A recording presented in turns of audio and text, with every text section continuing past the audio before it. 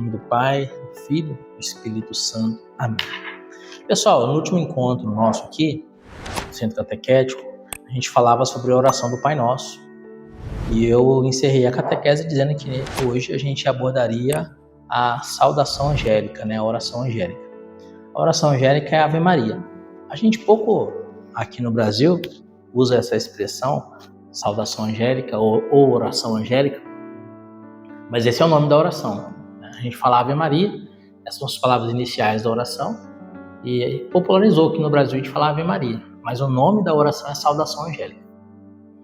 Hoje de manhã eu estava meditando sobre a importância da gente rezar bem, e quando eu rezo o terço, eu procuro ter elementos que me ajudem a rezar bem o terço, certo?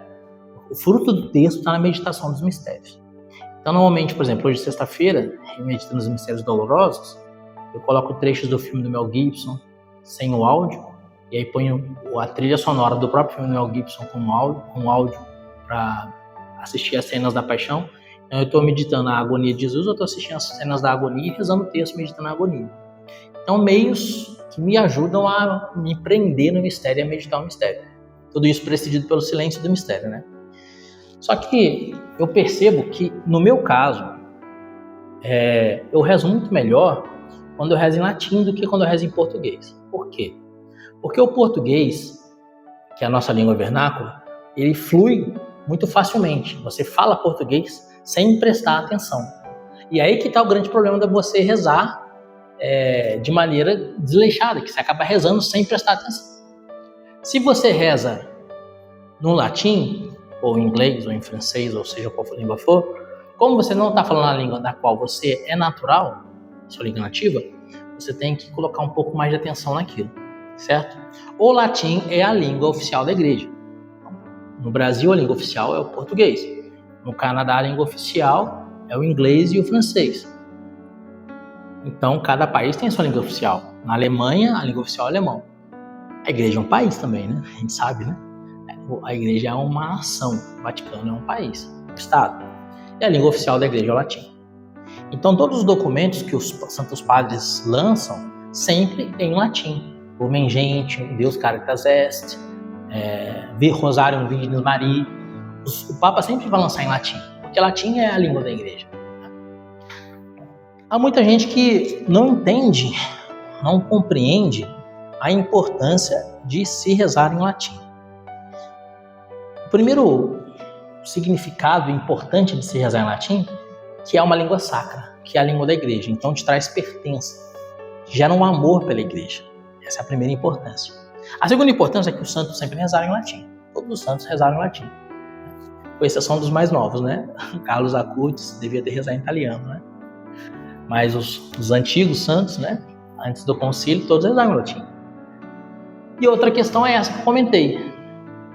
Quando você reza latim, você coloca mais atenção. Então eu quero convidar vocês a aprenderem a rezar o texto em latim.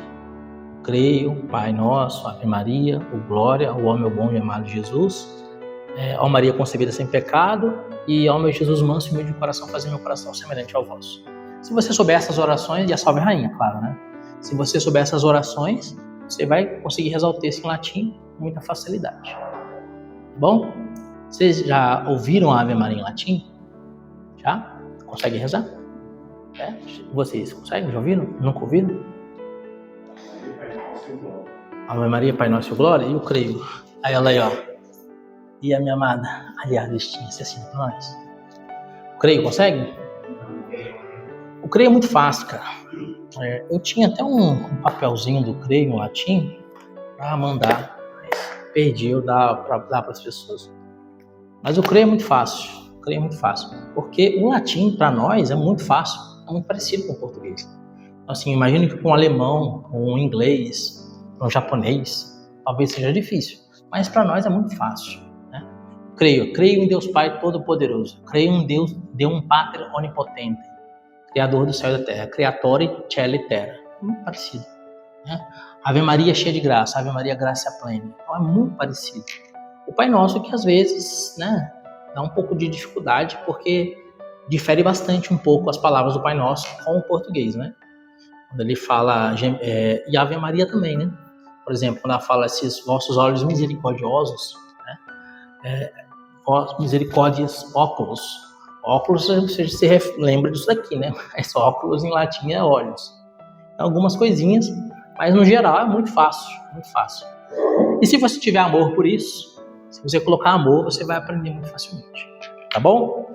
Então, aquele que tiver interesse de aprender latim, pelo menos essas orações principais para rezar o texto, depois me manda uma mensagem no WhatsApp, eu mando os textos, gravo uns áudios e a gente vai aprendendo aos poucos. Eu vou ajudando vocês na pronúncia e assim por diante. Beleza? Hoje o tema da nossa catequese é a Ave Maria. Vamos rezar a Ave Maria em latim? Feche seus olhos. Eu vou rezar e você tenta acompanhar. Ainda que na sua cabeça você acompanhe em português, mas já vai se acostumando com as palavras da oração. Ave Maria, gratia plena, Dominus tecum, benedicta tu in mulieribus et benedictum fructum ventris tui, Jesus. Sancta Maria, Mater Dei, ora pro nobis peccatoribus, nunc et in hora mortis nostre. Amém. Glória Patri et Filho e Espírito Santo, sicut et in principio et nunc et semper et in séculos séculos. Amém. Então vamos lá, povo de Deus. A catequese de hoje, então, sobre a Ave Maria, a oração angélica. Ela tem duas partes. A primeira parte é um louvor à Santíssima Virgem. E a segunda parte da oração é um clamor à Santíssima Virgem. A primeira parte da oração da Ave Maria, ela é totalmente baseada nas Sagradas Escrituras. De forma especial, o Evangelho de São Lucas, Lucas 1. É claro que ela tem elementos ali que são lá do Antigo Testamento, de prefigurações de Nossa Senhora no Antigo Testamento. Né? Mas, literalmente, as palavras que estão escritas, que são rezadas na Ave Maria, literalmente estão no Evangelho de Lucas. Né? Lucas 1:26, o anjo entrou e disse, Ave, cheia de graça. Né? Então, as palavras, o Senhor é convosco. Então, as palavras que estão na primeira parte da Ave Maria são totalmente evangélicas. A segunda parte, ela entre a primeira parte e a segunda parte tem um ápice, um núcleo, que é o nome de Jesus, e a segunda parte foi acrescentada pela Igreja ao longo dos séculos. A oração da Ave Maria, como a gente conhece hoje, ela se popularizou no século XVI. Mas a gente sabe que no século XIII, no ano de 1200 e pouco, São Domingos de Gusmão pregava o rosário, pregava a oração, pregava o terço. E ele divulgava a oração do Santo Terço. Nossa Senhora deu a São Domingos de Gusmão o terço como arma para vencer os cártaros albigenses. Então a gente sabe que a oração da Ave Maria é bem mais antiga, do jeito que a gente conhece hoje.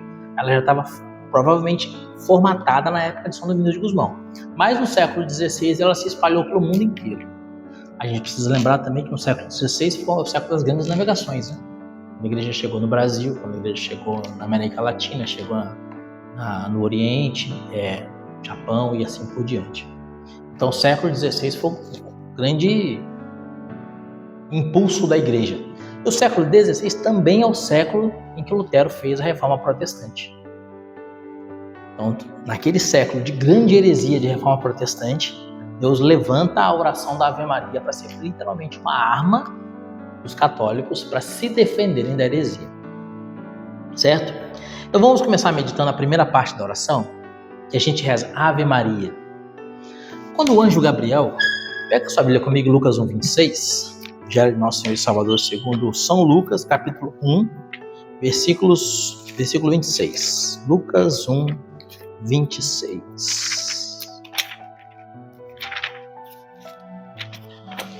No 6º mês, o anjo Gabriel foi enviado por Deus a uma cidade da Galiléia chamada Nazaré, a uma virgem desposada com um homem que se chamava José, da casa de Davi, e o nome da virgem era Maria. Entrando o anjo disse-lhe, Ave cheia de graça. Ave Maria. A gente põe o nome da Santíssima Virgem, né? O próprio Evangelho já diz, né? O nome da virgem era Maria. Entrando o anjo disse, Ave. Então a gente reza Ave Maria. A palavra diz que a Santíssima Virgem, ao ouvir essa saudação do anjo, ficou perturbada. Olha o que vai dizer o Evangelho. Ave cheia de graça, o Senhor é contigo. Versículo 29. Perturbou-se ela com essas palavras. Por que a Santíssima Virgem fica perturbada com a saudação do anjo? O que causa estranheza quando o anjo saúda Nossa Senhora como ave cheia de graça? Queridos, na antiguidade, aquela pessoa que tinha maior dignidade nunca saudava alguém que tem menor dignidade do que ele. Mas a pessoa de menor dignidade saudava a pessoa de maior dignidade. Alguém de vocês serviu o exército aqui? Serviu o exército? Quem que presta continência primeiro? O mais moderno ou o mais antigo? O mais moderno presta continência para o mais antigo. Então as Forças Armadas, o militarismo ainda preserva essa tradição.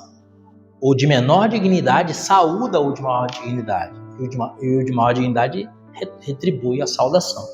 Então a continência, que é o cumprimento militar, ela parte do mais moderno para o mais antigo. Se o mais antigo está numa sessão e o mais moderno entra na sessão, o mais antigo fica aguardando a continência do mais moderno. E o mais moderno tem por obrigação prestar a continência. Isso é um costume muito antigo. Na antiguidade sempre foi assim. O de menor dignidade saudava o de maior dignidade. Quando o anjo diz ave, ele saúda a Santíssima Virgem. E assim ele demonstra que ela era superior aos anjos. Ele demonstra com a sua saudação, entrando, ele a saúda. E o Evangelho de Lucas deixa bem claro. Entrando, o anjo disse-lhe, ave. Olha como é que Lucas enfatiza isso. Que é claro, São Lucas era um homem daquele tempo. Então ele conhecia essa tradição, esse costume, essa cultura daquele que tem menor dignidade, saudado de maior dignidade. Então Lucas enfatiza isso, para que todos nós compreendamos que ela é superior aos anjos. Gente, mas isso é estranho. Isso é um grande mistério. Por quê? Um anjo, ele é muito superior em glória e em dignidade do que um ser humano. Um anjo, eu faço essa comparação, eu que faço. Eu comparo assim, ó. Imagina você uma baratinha, certo? Uma baratinha e um bebezinho. Um bebezinho lindo, tal, e uma baratinha. O bebezinho são os anjos, a baratinha somos nós. A baratinha é o ser humano e o bebezinho é o anjo. Então o anjo tem muito dignidade, ainda mais um arcanjo. Porque Gabriel era um arcanjo. Ele era do coro dos arcanjos. Então ele tinha uma dignidade infinitamente superior à dignidade humana. Mas ao entrar diante daquela pessoa, daquela criatura humana, ele se reclina. Eu estava falando com vocês, né, de rezar o rosário meditando com imagens. Eu também rezo o texto gozoso observando imagens. Uma das imagens que eu observo, algumas pinturas, sempre nas pinturas, quando o anjo está saudando Nossa Senhora no primeiro mistério gozoso, ele está reclinado com a mão estendida. Ou seja, reconhecendo que aquela criatura humana era superior a ele. E ele continua dizendo, ave, cheia de graça, Lucas 1, 28b, cheia de graça. Isso tem uma dimensão e uma profundidade do tamanho do mar. Por quê? Deus dá a sua graça às pessoas que podem corresponder a essa graça. Lembra quando Jesus diz no Evangelho que a gente não deve jogar pérolas aos porcos? Então esse é o conselho, ou melhor, essa exortação evangélica que Jesus dá nos Evangelhos, não devemos jogar pérolas aos porcos, ele mesmo cumpre essa exortação evangélica. Lembra que Jesus diz assim, vinho novo em odres velhos, vinho novo em odres novos, vinho velho em odres velhos. Se colocarmos o vinho novo em odres velhos, ele vai se romper e o vinho vai se espalhar todo para o chão. Você lembra essa passagem evangélica, essa citação de Jesus? O que Jesus está dizendo? As coisas precisam ser na medida do necessário. E assim também Jesus distribui as suas graças. Então ele dá graças conforme a capacidade que aquela pessoa tem de corresponder a essa graça. Um exemplo muito fácil da gente entender isso é o exemplo do agricultor, né? Jesus sempre gostou de dar exemplo do agricultor. O agricultor vai plantar a sua semente. Aonde que o agricultor vai plantar a semente? Então o agricultor vai plantar a semente numa terra, né? Numa terra que seja propícia a dar frutos, que quer fazer com que aquela semente germine. Ele não vai pegar uma semente e jogar no meio da areia da praia, porque a areia da praia vai matar a semente. Ele não vai pegar a semente e jogá-la no asfalto, esperando que a semente germine no asfalto. Então ele vai plantar a semente numa terra na qual ele tem esperança de que a semente germine. O semeador tem esperança de que a semente germine. Deus não. Sabia que Deus não tem esperança? Deus não tem esperança porque Deus é onisciente. Ele já sabe de tudo. Ele sabe do futuro. Então ele sabe que a semente vai germinar. Ele não tem esperança, ele tem certeza. Então quando ele dá a graça a São Domingos de Gusmão de ser um grande pregador, ele tinha certeza que com a sua pregação, Domingos de Gusmão ia combater e com eficácia os cártaros albigenses. Quando ele dá a São Francisco de Assis a graça de um grande desapego material, de entender que Jesus é a nossa única riqueza, ele tinha certeza que São Francisco corresponderia a essa graça. E seria o povoreiro de Assis, o pobrezinho de Assis, mostrando para o mundo inteiro que a felicidade não está nas coisas, mas que a felicidade tem um nome, é Jesus. Quando ele dá a São João Crisóstomo o dom de pregar com poder, com autoridade, a palavra Crisóstomo significa boca de ouro. São João Crisóstomo, boca de ouro. Quando ele dá a São João Crisóstomo, que foi um dos maiores pregadores da igreja. Os maiores pregadores da igreja, São João Crisóstomo e Santo Antônio de Pádua, ou Santo Antônio de Lisboa. Quando ele dá a São João Crisóstomo o dom de pregação, ele sabia que São João Crisóstomo corresponderia a esse dom. E assim ele dá a sua graça conforme a capacidade da pessoa de corresponder à sua graça. De tal forma que se ele dá a graça e a pessoa não corresponde à graça, a pessoa peca. Por que peca? Porque ela é capaz de corresponder à graça e não correspondeu porque não quis, se fechou a graça. Só que a Nossa Senhora, Jesus, Deus não dá uma graça.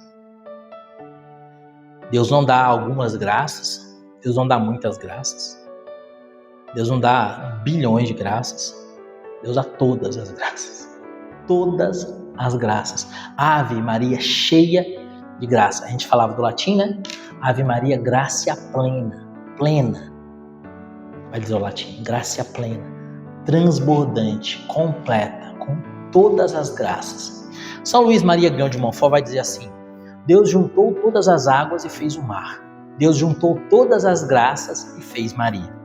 E se ela é cheia da graça de Deus, plena da graça de Deus, completa da graça de Deus, e se Deus colocou nela todas as graças, significa que ela é um ser humano como nunca houve outro na história e nem haverá. Porque ele é capaz de corresponder a todas essas graças. Mas Jesus também não é ser humano? Claro, Jesus é 100% Deus, 100% homem. Só que Jesus é 100% Deus também. Jesus é 100% homem, mas é Deus. Ele não é criatura, ele é criador. Ele não recebe graças, ele é fonte das graças. Ele é Deus. Nossa Senhora é uma criatura humana, como eu e você. Ela é uma criatura humana. Ela é produto da misericórdia de Deus. Ela é fruto da ação criadora de Deus. Entendeu? Então essa é a diferença entre Jesus e Nossa Senhora. Se você comparar Nossa Senhora com Jesus, você está comparando uma montanha com um grão de areia. Porque por mais que a Santíssima Virgem seja tremenda, repleta de graças e de privilégios, a Rainha do Céu e da Terra superior a todas as outras criaturas, sejam angelicais ou humanas, ainda assim ela é criatura de Deus. Entendeu? Então a gente diz assim: acima de Nossa Senhora somente a Trindade, abaixo de Nossa Senhora todos os outros. Entendeu? Então acima de Nossa Senhora o Pai, o Filho e o Espírito Santo, abaixo de Nossa Senhora todo o resto da criação. Por isso que ela tem um culto diferenciado na igreja, que é o culto de hiperdulia. Mas ela é uma criatura humana. Assim sendo, não existe, nunca existiu e nunca existirá outra criatura humana como a Santíssima Virgem. E isso o anjo fala para ela, é por isso que ela se perturba. Né? Quando o anjo chega e fala, ave cheia de graça, ela entende muito bem o que o anjo está falando. Ela compreende muito bem o que o anjo está falando. Você sabe que Nossa Senhora é a pureza por excelência, né? Ela é Imaculada Conceição, ela foi concebida sem pecado, porque Jesus antecipa os méritos da sua paixão para a fecundação da Santíssima Virgem e já a livra que ela não seja tocada pelo pecado original, ela já é concebida imaculada, Ela nasce imaculada e ela vive imaculada. Ela morre imaculada, ela ressuscita e sobe aos céus assunta imaculada. Ela é virgem no corpo e virgem na alma, porque o pecado nunca entrou na alma dela. Então ela é toda pura. Tota pulcra és Maria, et macula original não és em ti. Vai dizer São Luís Maria Grande de Montfort. Toda pura és Maria, e a mancha original não está em ti. Tota pulcra, toda pura. E porque ela é toda pura, Santo Tomás de Aquino ele vai ensinar que a sabedoria, que a inteligência intelectual, para se desenvolver precisa da castidade. Quanto mais casto for a pessoa, mais a pessoa alcança a inteligência. Aí você olha lá um São João Paulo II que falava, sei lá, dezenas de idiomas, né? Falava português, francês, italiano, espanhol, falavam polonês, ele ia visitar um país e falava o idioma do país. Ele ia na Rússia, falava russo. Ele ia na Inglaterra, falava inglês. Ele no Brasil falava português. Ele na Espanha falava espanhol. De onde que surge toda essa inteligência de São João Paulo II? Da sua castidade. Agora, imagina você a mais casta de todas as criaturas que jamais existiu, que é a Santíssima Virgem. Como não era a inteligência dela? Por isso, quando o anjo diz, ave cheia de graça, ela entende, ela é inteligentíssima. Ela entende o que o anjo estava querendo dizer. Ela entende. Ele está me saudando porque eu sou superior aos anjos. Ele está dizendo que eu sou superior a todas as criaturas. E aí ela se perturba. Perturbou-se ela com essas palavras. Por que ela se perturba? Santo Afonso Maria de Ligório escreveu um livro chamado Glórias de Maria. Nesse livro, ele vai dizer que Nossa Senhora tinha um sonho. O sonho de Nossa Senhora era ser escrava da mulher que seria a mãe do Messias. Como ela era inteligentíssima, ela sabia, pelos sinais, que o Messias nasceria naquele tempo da vida dela. É claro que ela não sabia que ia nascer exatamente dela ou exatamente naquele ano, por exemplo. Mas ela sabia, na minha vida, ao longo da minha vida, o Messias vai nascer. Ele vai nascer de uma mulher virgem. Porque o profeta Isaías já havia anunciado, né? Eis que a virgem conceberá e dará à luz um filho. E ela sonhava, ela pedia a Deus a graça de ser ela escrava da mãe do Messias. E aqui o anjo saúda ela como superior a todas as criaturas. Se eu sou superior a todas as criaturas, e vai ter uma mãe do Messias, então a mãe do Messias não pode ser inferior a mim. Se a mãe do Messias não pode ser inferior a mim, então logo eu seria a mãe do Messias. Entendeu? Ela entende, meu Deus, então vou ser eu que vou ser a mãe do Messias. Do verbo feito, do homem, de Deus feito homem. Perturbou-se ela com essas palavras. É muito mais do que alguém chegar e falar para você ganhou na loteria. É muito mais do que isso. É algo tão tremendo, tão sublime, um mistério tão grande que a gente só vai entender talvez quando a gente alcançar a eternidade. Perturbou-se ela com essas palavras e pôs-se a pensar no que significaria semelhante salvação. Então ela começa a meditar aquilo que o anjo lhe fala. Ave cheia de graça, o Senhor é convosco. Vai continuar o anjo, Lucas 1, 28b. O Senhor é convosco. Ali o anjo já bate o martelo, né? Pá, o Senhor é convosco. É isso mesmo que você está pensando. Você vai ser a mãe de Deus mesmo. Você vai ser a mãe de Deus. O Senhor é convosco, para Nossa Senhora, tem dois sentidos. O sentido espiritual e o sentido material, físico. O Senhor é com ela fisicamente porque no útero dela, Deus faria morada. O útero de Nossa Senhora foi o primeiro sacrário. O útero da Santíssima Virgem foi o primeiro sacrário no qual Jesus se abrigou. O Senhor é com ela literalmente na sua carne. Literalmente. Mas o Senhor é com ela de forma especial pela sua santidade. E aqui, mais uma vez, o anjo reafirma que ela é superior a todas as criaturas e o anjo mostra a doutrina da Imaculada Conceição, que ela não tinha pecado. Gente, onde há luz, não há trevas. Deus não habita num corpo de pecado. Quando o anjo fala, o Senhor é convosco, o anjo está dizendo, você não tem pecado. Essa menina aqui não tem pecado nenhum. Nunca pecou. Nem o pecado original. Aqui está o fundamento da Imaculada Conceição. Por que ela é imaculada? Porque a própria palavra de Deus diz. O Senhor é convosco. Onde há luz não tem trevas. O Senhor é com ela. Entendeu? O Senhor é com ela. Onde que nós colocamos o Santíssimo Sacramento? Nós colocamos em uma âmbula que seja digna de receber o Santíssimo. Então, normalmente é uma âmbula de ouro, uma âmbula de prata, digno de receber o Santíssimo. Se nós preparamos o melhor que nós temos, o que é o melhor que nós temos? É o ouro, talvez? A gente prepara uma âmbula de ouro. O melhor que nós temos para Jesus. Ele mesmo prepararia o melhor para ele mesmo? Ele também preparou o melhor para ele mesmo. Então, ao criar a Santíssima Virgem, Deus caprichou. Deus caprichou. Deus colocou ali todas as graças, cheia de graça. O Senhor é convosco. Ela é a casa de ouro, vai dizer a ladainha de Nossa Senhora. Por que a ladainha chama ela de casa de ouro? Exatamente por isso. Porque para você colocar Deus num lugar, esse lugar tem que ser digno de Deus. E o que é digno de Deus? Aqui na Terra não existe nada mais digno do que o ouro. Tanto que o sacramento do matrimônio ele é representado pelo ouro. Né? Porque é um sacramento. É ouro, é um sacramento. Existe aquelas alianças de namoro ainda? Tem ainda. Tem aliança de namoro? É prata, né? Que ainda é prata, ainda não é sacramento, tá namorando. Quando ficar noivo já é ouro. Então ela é casa de ouro, porque ela deve conter a Deus. Né? Ave Maria, cheia de graça, o Senhor é convosco.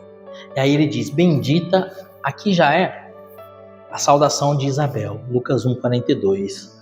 Quando Nossa Senhora vai então visitar Isabel, Isabel vai dizer para ela, bendita sois vós entre as mulheres. Essa expressão de Isabel aqui, bendita sois vós entre as mulheres, e bendito é o fruto do teu ventre, é uma expressão que, na verdade, já foi dita pelo anjo Gabriel.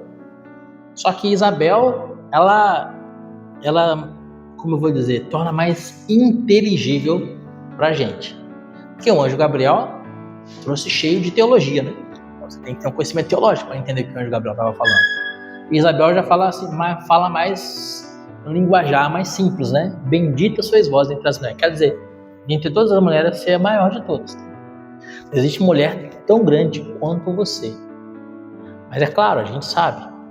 Se Isabel diz, bendita sois vós entre as mulheres, esse mulheres não resume só as pessoas do sexo feminino. A gente pode dizer, bendita sois vós entre toda a humanidade. Quando Isabel diz que ela é a maior de todas as mulheres, na verdade, ela é a maior de todo o gênero humano. Né?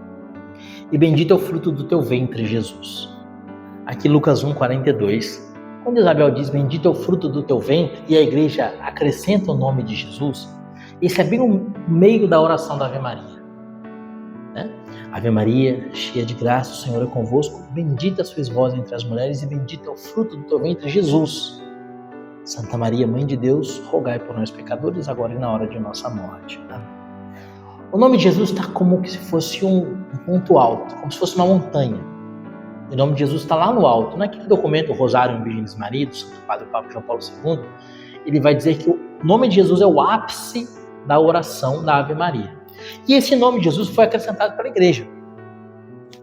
Certo? Porque o Evangelho encerra dizendo assim, bendito é o fruto do teu ventre. A igreja acrescentou o nome de Jesus. Por quê?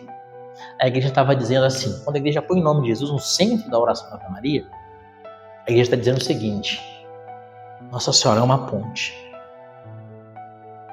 Ela é uma ponte por meio da qual Jesus veio a nós, por meio da qual nós vamos a Jesus. Depois do nome de Jesus, o que acontece na oração? Ave Maria, gratia plena, Dominus tecum, benedicta tui mulieribus, benedictum fructum ventris tui, Iesus. Depois do nome de Jesus, Sancta Maria, Mater Dei, ora pro nobis peccatoribus, nunc et hora mortis nostrae. Amém. Depois do nome de Jesus, a gente faz uma súplica, a gente pede a Nossa Senhora que nos ajude. Ou seja, alcançaremos o auxílio de Jesus se formos a Nossa Senhora. É isso que a igreja ensina com o nome de Jesus nessa oração. Vocês já ouviram falar de Santa Gema Galgani? Ouviram falar, não? Não? Nunca ouviram falar? Assim, a gente conhece poucos santos com o rosto que eles realmente tinham, né? Conhece os mais modernos, né? São Pio, Domingos Sávio não. São João Bosco, porque o corpo dele é incorrupto. São Vicente de Paulo, que o corpo dele é incorrupto. São João Maria Vianney, que o corpo é incorrupto. Então, alguns santos a gente conhece a face deles, né? O Padre Pio, que é contemporâneo nosso, o Carlo Acutis. Então, alguns santos a gente conhece o rosto deles. Santa Gema Galgani, ela viveu no início do século XX, então ela é bem contemporânea nossa. Então a gente conhece o rosto de Santa Gema Galgani. Eu acho que é a santa mais linda que tem na história da igreja. Ela era uma menina linda, olhos azuis, um cabelo castanho, linda. Depois vocês consultem Santa Gema. Eu vou até mandar no grupo para vocês verem aqui a fotinha de Santa Gema Galgani. Ela foi uma grande mística. Gema com 2M Galgani. Vou mandar no grupo aí o rostinho dela. Eu achei umas fotos em preto e branco aqui. Achei uma foto colorida. Uma foto colorida dela. Achei aqui uma foto dela com o olho azul aqui. Então, Santa Gema, que é uma grande mística, Santa Gema, certa vez, ela tinha visões e ela conhecia o mundo espiritual. Quando ela via uma pessoa, ela conhecia também a alma dessa pessoa, não só o corpo, mas a alma dessa pessoa. Deus dava a ela essa graça às vezes. E ela se encontrou com um rapaz que estava em estado de pecado mortal. Mandei para vocês a foto aí de Santa Gema. E ao Santa Gema encontrar-se com aquele rapaz que estava em estado de pecado mortal, ela ficou horrorizada com a desgraça na qual aquele homem estava vivendo a sua alma. Isso também acontecia com Santa Catarina de Sena. Certa vez Santa Catarina de Sena encontrou com uma mulher que estava em adultério, ela fugiu correndo dessa mulher, como se tivesse visto realmente um demônio, um monstro. Fugiu correndo. Né? Ela dizia que não aguentava o fedor, o odor, o mau cheiro da alma em estado de pecado mortal. Dizia Santa Catarina. E Santa Gema encontrou esse rapaz que estava em estado de pecado mortal, que tinha cometido grandes erros na vida dele, muitos pecados. Ela ficou horrorizada. As pessoas comentavam sobre a santidade de Santa Gema, sobre os mistérios de Deus na vida de Santa Gema.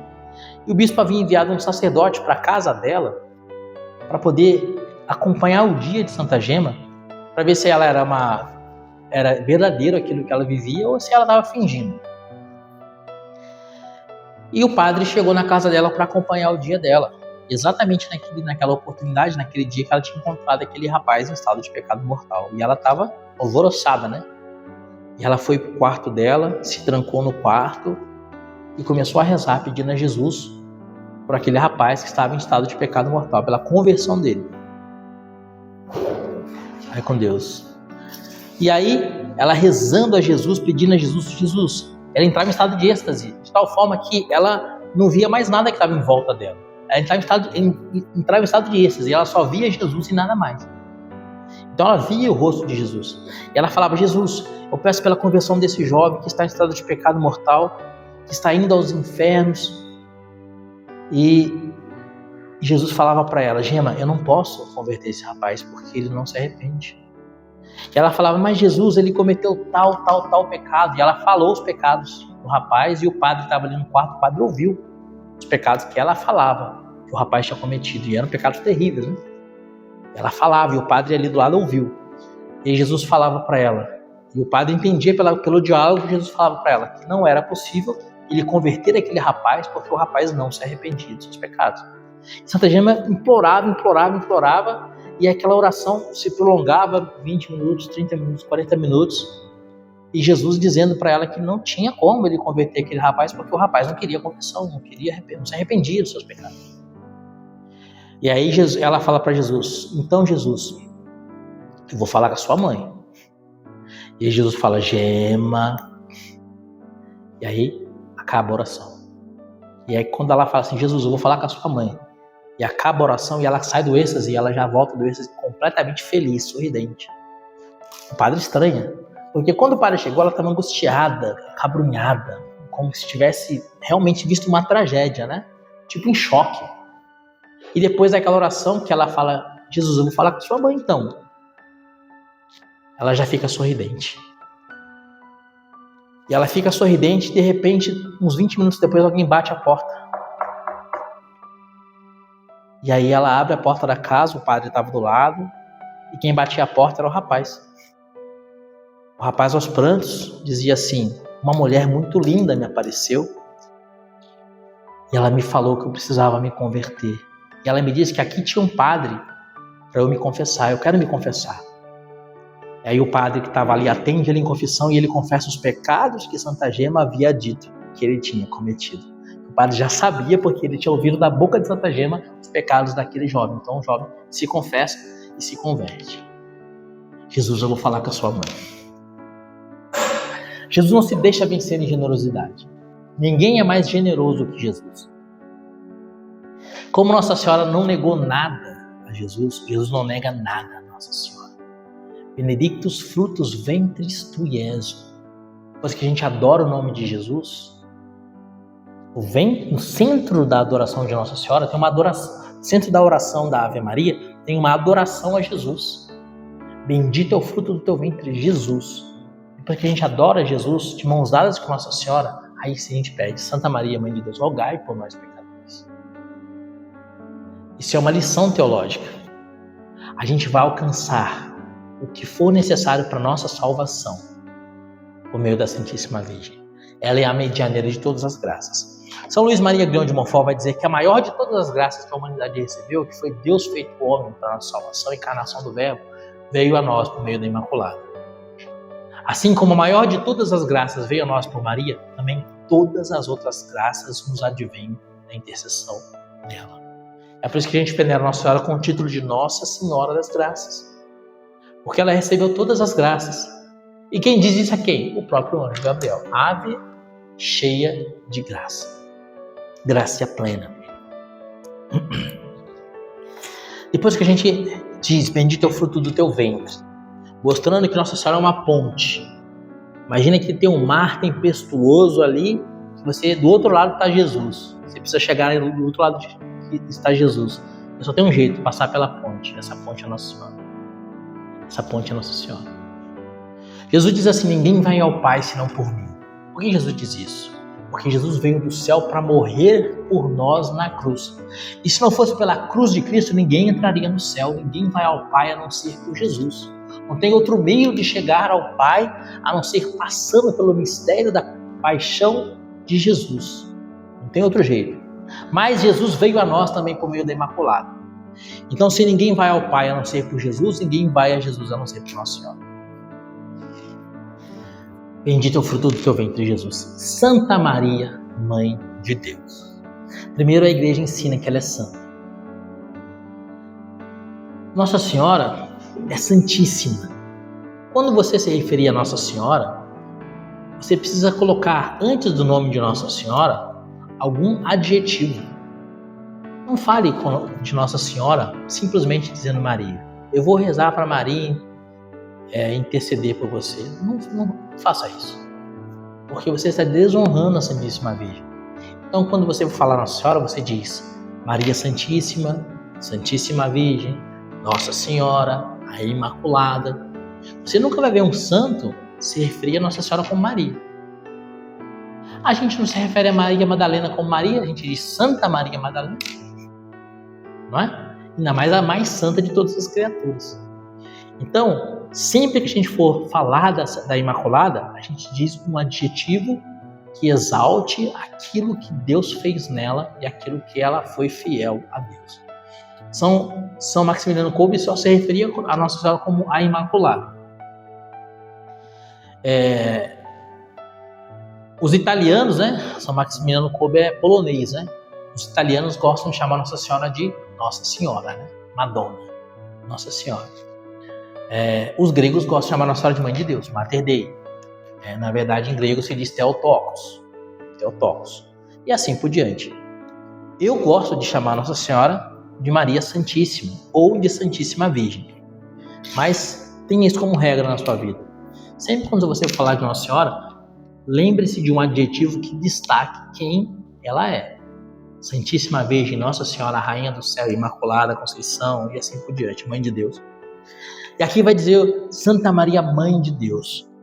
Gente, a maternidade divina, a Gebirá, isso é muito importante. Os judeus, eles tinham o rei tinha a sua mãe como rainha. É chamado de Gebirá, a rainha mãe. Por exemplo, Salomão tinha mais de 1000 mulheres, né? Quem que era a rainha? A mãe de Salomão. Era a grande Gebirá. Nossa Senhora é essa Gebirá. Quando vai dizer aqui Santa Maria, Mãe de Deus, está destacando que ela é a rainha do céu e da terra. Ela é a rainha do céu e da terra. Esse é o primeiro ponto que se destaca. Ela é a grande Gebirá, né? E esse Mãe de Deus mostra uma dignidade que só ela alcançou. É claro, ela era uma mãe da divindade de Jesus. Ela é mãe da humanidade de Jesus. Mas Jesus é Deus, então ela é mãe de Deus. Jesus é 100% Deus, 100% homem. Ela é mãe de Deus. E o próprio Jesus, que legislou os 10 mandamentos, ele vai colocar no 4º mandamento, honrar pai e mãe. É assim que Jesus honra sua mãe, dando a ela um lugar de destaque. Acima dela, só a Trindade, abaixo dela todos os outros. Ela é a rainha do céu e da terra. Ela é a Gebirá. Isso, se Jesus não fizesse, ele não estaria guardando o 4º mandamento, que é honrar pai e mãe. Só que Jesus, em João 19:25, ele vai olhar para João aos pés da cruz e vai dizer: eis aí a tua mãe. Ele está dizendo então com isso, honra ela como mãe. Ela é a sua mãe. Como ela é minha mãe, agora eu estou te dando ela como a sua mãe. E assim, sendo ela a sua mãe, é preciso que você a honre, né? Vocês viram um oratório que eu mandei no grupo de uma cidade de Portugal? Vocês viram? É a cidade de Óbidos, uma cidadezinha em Portugal. Na verdade é uma vila, né? Uma vilazinha. Ela fica na província de Extremadura, como se fosse um estado, né? A província é como se fosse um estado aqui do Brasil. É distrito de Leiria. Leiria é bem perto de Fátima, né? É um lugar que tem uma grande veneração por Nossa Senhora e sempre teve. Porque esse oratório ele é medieval. Então é de 500 anos anterior, mais ou menos, à aparição de Nossa Senhora em Fátima em 1917. E esse oratório está bem no centro da cidade de Óbidos. Ele diz assim, ó, ele tem um azulejo, aqueles azulejos em português azul e branco, escrito assim, ó: suspende os passos, ó filho, se me honrar, vais além, se precisares de mim, fala, e verás que sou mãe. Olha que linda a frase. Se a gente fosse colocar no português do século XXI, a Nossa Senhora falando assim, ó: para um pouquinho, senta aqui, vamos conversar. Suspende os passos, ó filho. Meu filho, para um pouquinho.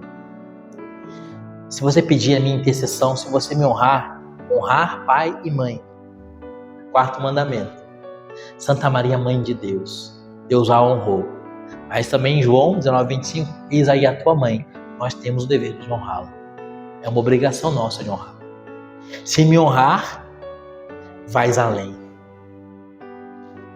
Se precisares de mim, fala, e verás que eu sou mãe.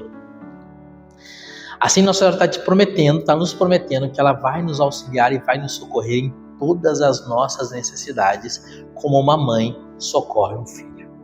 Sabe aquele filho doente, que tem toda a atenção da mãe porque está doente? Somos nós. Estamos doentes pelo pecado. Nossa Senhora tem toda a atenção a nós. Só precisamos honrá-la. E como que a gente vai honrar Nossa Senhora? Rezando o texto, rezando o ofício, nos consagrando a Nossa Senhora, lendo, estudando sobre Nossa Senhora, lendo o Tratado da Verdadeira Devoção, São Luís de Montfort, fazendo a consagração pelo método São Luís de Montfort, rezando o texto diariamente, rezando a coroinha diariamente, rezando a coroa das lágrimas diariamente, tendo uma intimidade com Nossa Senhora e percebendo que ela é a nossa mãe. Santa Teresinha do Menino Jesus dizia assim, uma vez perguntaram para Santa Teresinha do Menino Jesus: Teresinha, você queria ser como Nossa Senhora? Santa Teresinha diz assim: não. Estranharam, né? Como assim, Terezinha? Você não queria ser como Nossa Senhora? Ela disse não. Mas por que você não queria ser como Nossa Senhora? Ela disse assim, eu sou mais feliz, porque Nossa Senhora não teve uma mãe tão boa para amar, como eu tenho. Então a Nossa Senhora é um grande dom de Deus para nós, como mãe, a sua maternidade. Santa Teresinha dizia, minha grande alegria é saber que ela é minha mãe.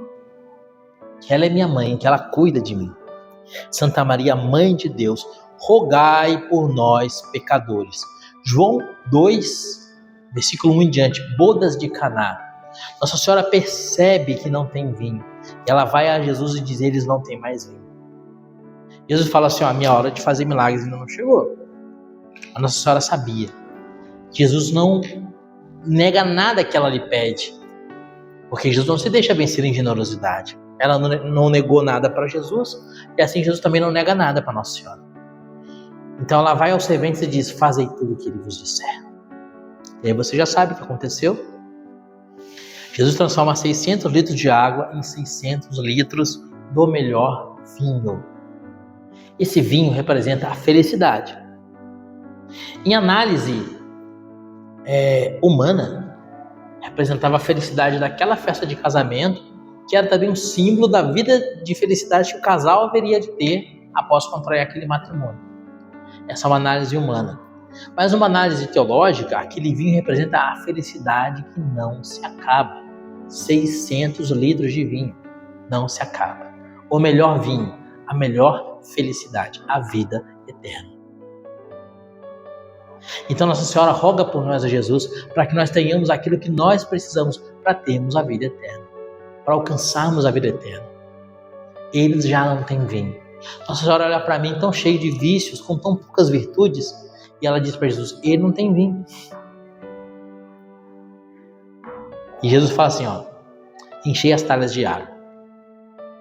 Significa, luta para ter virtudes. Gente, é impossível para mim, é impossível transformar água em vinho. É impossível transformar vício em virtude. Mas se eu lutar contra o meu vício, Jesus opera o milagre, transforma a água em vinho. Está entendendo? Rogai por nós, pecadores. Somos pecadores. Essa é a nossa doença. Nós não temos vinhos. Nós não temos condições de ascender ao céu. Nós não temos condições de chegar ao céu. Somos doentes. E ela é nossa mãe. Precisamos correr pro colo dela. Mãe, estou doente. O que a criança faz quando está doente? Quando está com febre, quando está passando mal, quando está com dor de garganta? O que a criança faz? Corre pro colo da mãe. Não só a criança, né? É os adultos, né? Se tem a mãe ainda, minha mãe é falecida, então eu já não tenho esse privilégio, né? Mas até os adultos, quando tem a mãe viva e está doente, ele vai lá na mãe, liga para a mãe e assim por diante. Eles já não têm vinho. Oi, boa noite. Tudo bem? Eu não sei, hein? Passaram para a senhora qual lugar? Também não sei. Mas todos os anos eu não venho pra cá. E que hora que era que agendava? Ah, é lá, na igrejinha. Na igreja? Na musiquinha dos jovens, né? Isso. É lá. Então, meus amados, corram pro colo da mãe. Rogai por nós, pecadores. Agora e na hora da nossa morte. Em 2 momentos específicos. Por que agora? Gente, a única coisa que a gente tem é o agora. A gente não tem o amanhã, a gente não tem o ontem. O ontem não existe mais. O amanhã, o futuro, não existe. O futuro não existe. Existe o agora. Mostra para mim o seu futuro. Não existe futuro. O ontem não existe mais. Põe para mim o prato de comida que você comeu ontem. Não existe mais. Acabou. Temos o agora. Agora para amar a Deus. Para amar-te, ó meu Deus, só tenho hoje, vai dizer Santa Teresinha do Menino Jesus. Agora. Vai dizer Santa Faustina Kowalska, minha vida é fugaz, brevíssimo segundo, instante que me foge. Então, só tenho hoje, agora. Para amar-te, ó meu Deus, só tenho hoje, agora. Rogai por nós pecadores agora. Porque agora eu preciso vencer o pecado. Agora eu preciso ser santo. Agora eu preciso amar a Jesus. Nunca, agora. Lembra de Santo Expedito? O Santo Expedito queria se converter, mas o demônio tentava Santo Expedito dizendo: amanhã você se converte. Cras, né? Amanhã você se converte. A tradição diz que o demônio aparecia para Santo Expedito na imagem de um corvo, e o corvo fica fazendo aquele barulhinho dele, né? Parecendo com cras. O barulho do corvo. Cras em latim é amanhã, né? Cras, amanhã. Até que certo dia Santo Expedito pisa no corvo e diz: Obi, hoje. É hoje, não amanhã. Agora, hoje. Santo Agostinho de Hipona. Santo Agostinho de Hipona havia ouvido a pregação. Santo Agostinho de Hipona tinha sido tocado pela palavra de Deus. Queria abandonar o pecado. Mas estava mergulhado numa vida de vícios tão grande que ele ficava adiando, procrastinando a conversão. Até que um dia Santo Agostinho percebeu que aquilo era uma armadilha do demônio. E ele disse: não, é hoje eu vou deixar tudo. É hoje que eu vou me converter. Agora.